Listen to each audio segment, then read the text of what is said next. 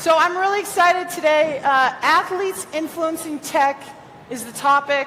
We've got three amazing athletes, but also they've applied that skill in the technology world, and we're going to get into what that means and why athletes should be at the heart of this conversation. So to my left, Amy Acuff, five-time Olympian. That's five. I only have four, so she's showing me up already. Amy is super impressive. She taught herself how to code while you were training. She's created an amazing company that we're going to get into. But Amy Acuff, thank you for coming. Yeah, so over 20 years competing as a track and field athlete in the high jump. There's a lot of variables to keep track of in the high jump, and it's a lot like golf. And you know, that was one thing I was good at, was kind of bringing everything in holistically and tracking the things. So that allowed me to have an extended length career. We didn't have a lot of technology. It evolved over time. And as things became available, I noticed things that I could use myself. And so that's what drew me into technology, was having use cases.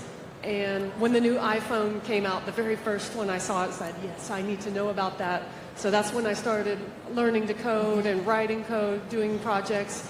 And it just grew from there. And so I have a digital sports performance platform for athletes. I designed and wrote a lot of code. And so I think that gave me a unique perspective to know what to write.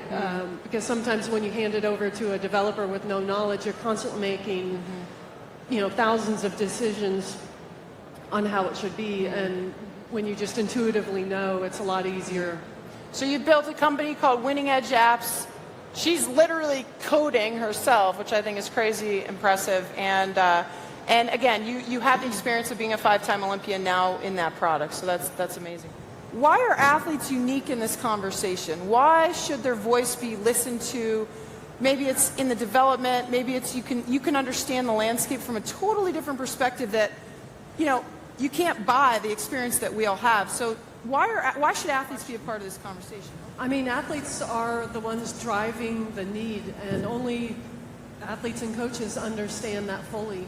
I'm lucky enough to live in Austin, Texas, where there's a lot going on in tech right now. So I fell into some really fortunate situations. I was bootstrapping and, finding, I've got to build a back end. And sometimes being an athlete makes it easier to get your foot in the door. I was able to get a meeting with a company called ClearBlade that is doing some very innovative things, providing middleware.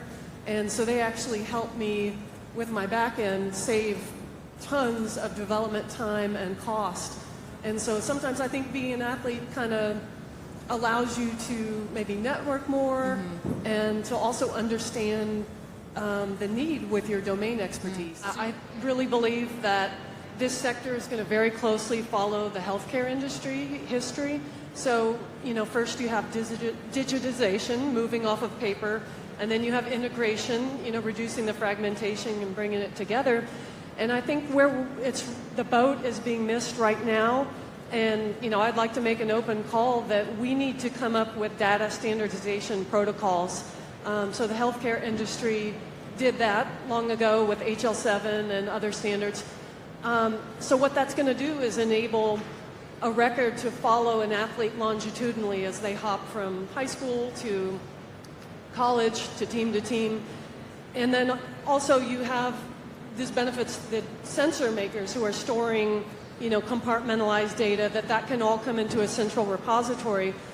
But the real power in standardizing this data, so the nomenclature of the fields that we're collecting, the structure of the data, is that we're going to be able to all share it. And nobody's really thinking like that right now. We all kind of want to protect our secret sauce, but when you get all the data from collective sports performance right now and you de-identify and you use that data to learn about injury thresholds, weak links, minimum competencies to achieve a certain skill level, this is where the real power, this is why we're doing it. Like right now some people collect and they don't know why.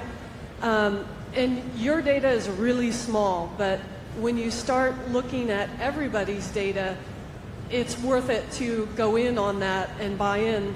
The insights that we're going to gain from that are going to be incredible.